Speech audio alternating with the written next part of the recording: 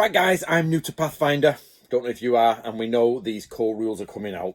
So I'm basically going to show it to you. That's it.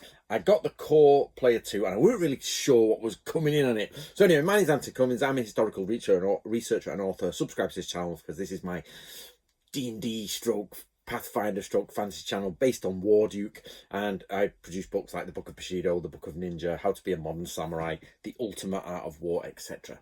So I didn't know what to expect with Player Core because I know you can get everything on the apps now. Literally, you can get my friend, my player, you know, in our party is literally like app this, app that, and he's got every app going, and it's wonderful. It makes the games go fast. Everything's great, but I'm just not an app fan.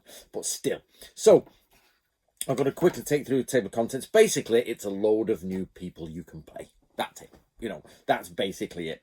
So the introduction is ancestries and backgrounds: catfolk, hobgoblin, kobold, lizardfolk, ratfolk, tengu, tripkey, dragon blood, etc. Then you get new classes. So there are a load of new races you can play, right? Basically new races.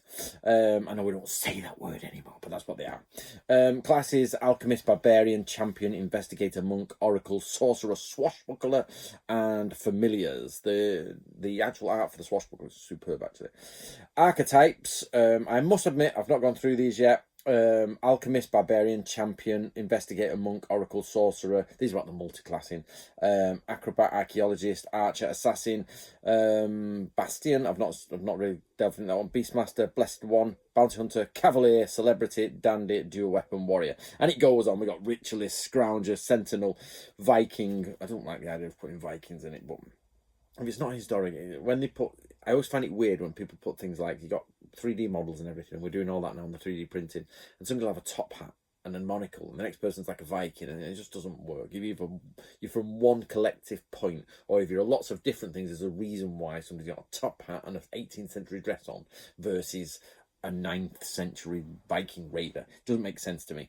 So we got feats, we got spells and treasure trove materials. So basically that is it, and it's 315 pages, and basically you've got 350 pages of that.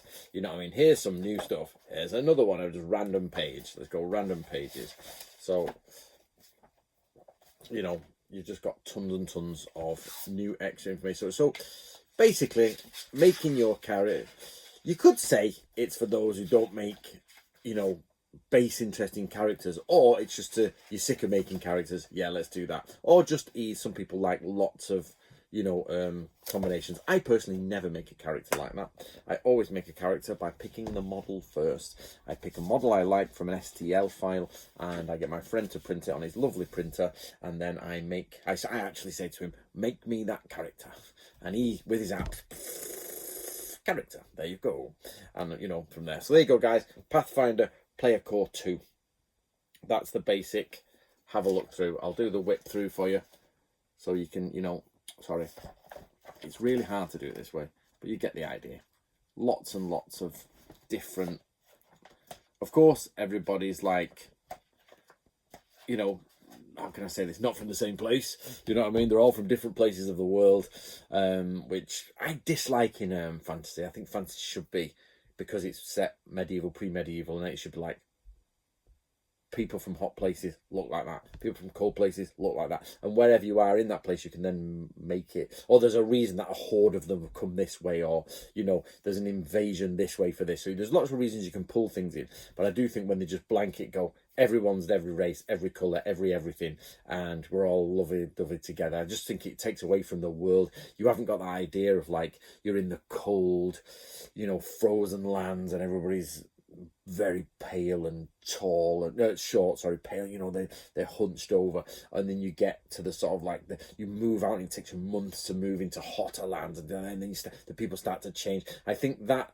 multiculturalism now has really lost the reality of putting realism into fantasy, which is bizarrely, if you're not into fantasy, one of the things you've really got to do is put realism into fantasy to make it good fantasy. Otherwise, if you just have it fantastical, it isn't good fantasy. So there you go, crazy times. So let me know what you think, guys. Have you got Players Core? I buy the books to support Paizo, just because even though we've got all the apps and everything, I buy them to support them and keep solid books going round and keep on bringing stuff out. So enjoy. See you later. Subscribe for War Duke.